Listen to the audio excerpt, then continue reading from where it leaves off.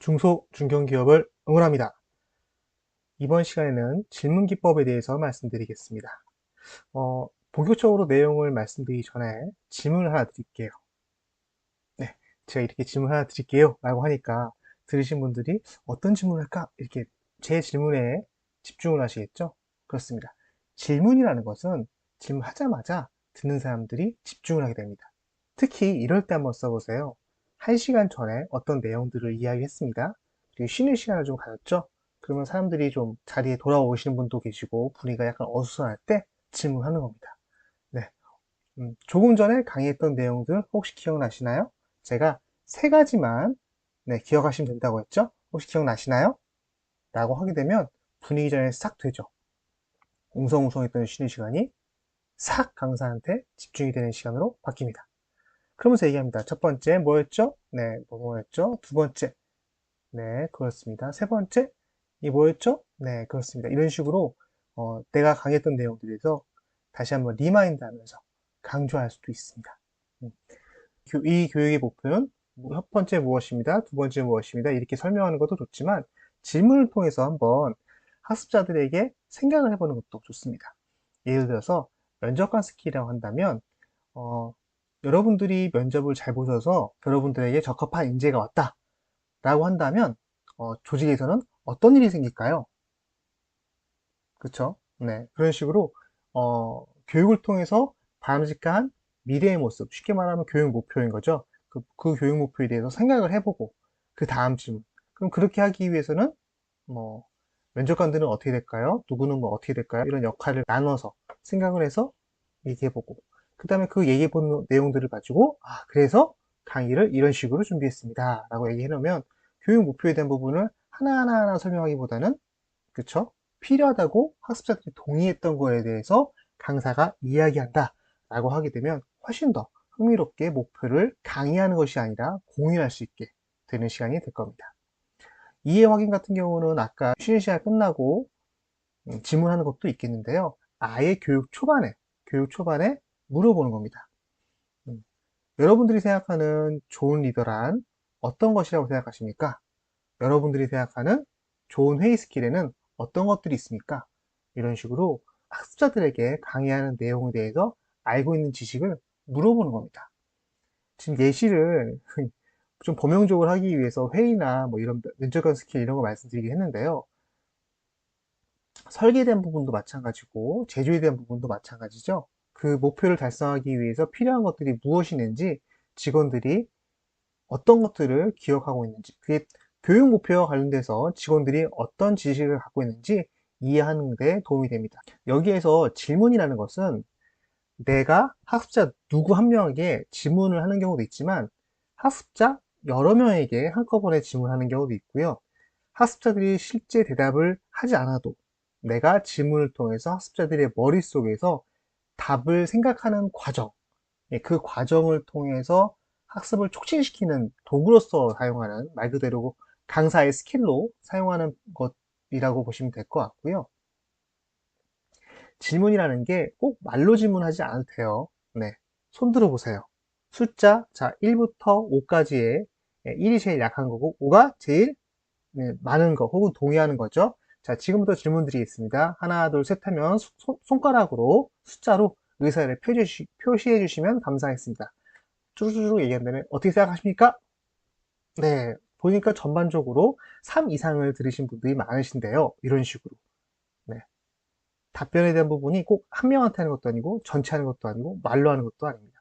그리고 아까 얘기했던 것처럼 포스트잇. 네, 포스트잇에 먼저 생각할 거리를 적어서 그 다음에 직접 강사한테 발표하는 것이 아니라 조별로 제가 질문했지만 답변은 조별끼리 답변을 하고 그 답에 대해서 어느 정도 이야기를 정리를 한 다음에 전체 답을 저한테 하는 게 아니라 다른 구성원들에게 하는 거죠. 그런 식으로 질문과 답변을 다양한 방법과 다양한 목적이 있으니까요. 사용해 보시면 좋을 것 같습니다. 다음으로 강사의 효과적인 질문 스킬입니다. 밑에 있는 것들이 답입니다. 답이고요.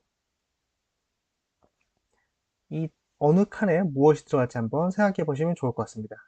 영상을 잠깐 멈추는 것도 좋겠네요. 네, 다 보셨나요? 답을 보면서 말씀드리겠습니다. 공격하는 질문은 안 된다. 우리가 회사 다니면서 이런 것도 많이 들어보시죠? 음, 이걸 잘했다고 하는 건가? 질문일까요? 혼내는 거죠? 잘했다고 생각하는 걸까? 예, 잘했습니다. 혹은 잘못했습니다. 답변을 듣고 싶어서 하는 것도 아니고 그냥 공격하는 질문인 거잖아요. 네. 그런 것처럼 생각보다 질문이라고 하지만 질문이 아닌 질문도 강사가 하는 경우가 있습니다. 두 번째로 이 공격이라는 게 그 개인에 대한 것도 있지만 그 조직 내에서 사내 강사잖아요. 조직 내에서의 아픈 손가락을 지적하는 경우도 공격하는 질문입니다. 예를 들어서 여러 팀이 있는 상황에서 강사가 A팀 뭐뭐 때문에 굉장히 힘들었던 경험이 있습니다. 다들 기억하시죠? 라고 하는 순간 그 A팀에 있었던 사람, 그 A팀과 협업했던 사람들은 전부 다 네, 그 기억을 떠올리면서 상처를 받습니다. 이 상처를 받는 질문들은 가급적이면 안 하시는 게 좋아요. 음, 전략적으로 필요하다라고 고민해서 했다 치면은 할 수도 있겠지만, 어, 강사로서의 경험이 많지 않으신 분들은 이런 공격하는 질문들은 그냥 안 한다라고 생각하시는 게 좋습니다. 강사의 질문은 학습을 촉진시키기 위한 도구로서 사용하는 것이지, 그 사람이 답변을 잘하냐, 못하냐, 빨리 하냐, 이런 것들은 아무 상관이 없습니다. 네, 학습자들이 생각할 시간과 여유를 줘가면서 질문하시는 게 필요한 거죠. 그리고 질문을 한 사람에게 계속 질문하는 경우가 가끔가다 있습니다. 내가 편하다고, 같은 팀이라고, 이 사람은 이 답변을 잘 알려줄 거라고 생각해서 질문하는 경우가 있는데요. 이거는 굉장히 안 좋습니다. 답변을 계속 받는 그 특정 한 명이 불편해할 수도 있는 데다가 그 한 명을 제외한 나머지 사람들은요, 강사가 질문한 거를 나한테 질문할 가능성이 줄어든 거잖아요. 머릿속에서 강사가 질문한 거에 대해서 답변을 생각하고 있을까요? 안 한다는 거죠. 강사의 질문 스킬은 질문을 통해서 답변을 얻고자 하는 것이 아니라 질문을 통해서 학습자들이 학습을 하도록 하는 도구입니다. 그렇기 때문에 특정인에게 계속 질문하는 것은 특정인 그 대상자한테도 안 좋고 그거를 보고 있는 다른 학습자들에게도 도움이 안 됩니다. 당연히 대답을 못했다고 무시하면 안 될 거고요. 대답을 못할 것 같다. 그러면 아예 빠져나갈 여지를 주는 것도 좋습니다.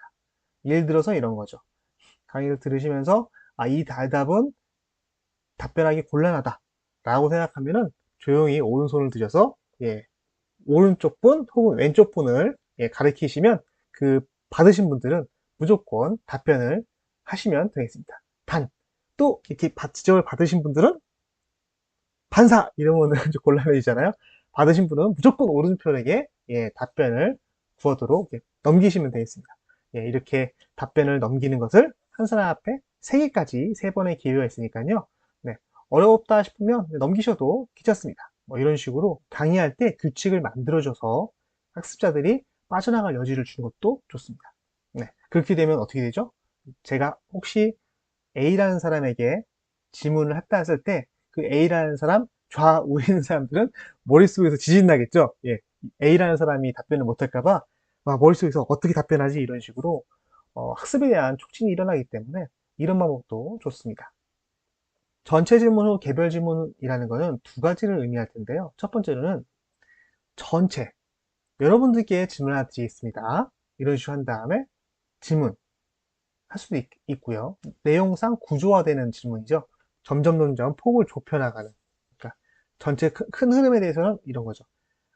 그럼 A라는 파츠의 시퀀스는 크게 이렇게 됩니다. A, B, C가 됩니다. 그러면은 A라는 시퀀스의 첫 번째 동작은 뭐로 시작할 텐데요? 두 번째 시퀀스가 뭐일까요? 이런 식으로. 머릿속에서 답변이 좀 쉽도록 구조화 시켜주는 거 되게 좋습니다. 질문할 때 한 명을 지적해서 질문하는 것도 좋지만 질문을 하나 던지신 다음에 혹시 이 질문에 대해서 답변해 주실 분 계십니까? 라고 이야기하시는 것도 굉장히 좋습니다. 지명을 질문하는 것도 가급적이면 하지 않는 게 좋습니다.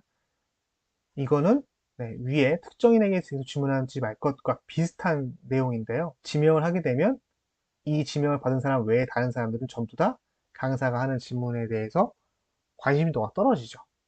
그래서 학습이 촉진되는 것을 저해하기 때문에 지명 후 질문하는 것들은 그닥 좋은 방법이 아닙니다. 질문을 깜짝 질문을 하게 되면 좀 곤란스럽죠. 그래서 예상 질문을 하거나 예상이 되게 만드는 겁니다. 좀 전에 얘기했던 것처럼 오전에 강의했던 내용 중에서 세 가지가 있다고 했죠? 라고 하는 것들이 내가 어떤 질문을 한다는 것에 대해서 어느 정도 설명해 주거나 리마인드 해 준다거나 뭐 상황을 떠올리게 한다거나 이런 겁니다. 네.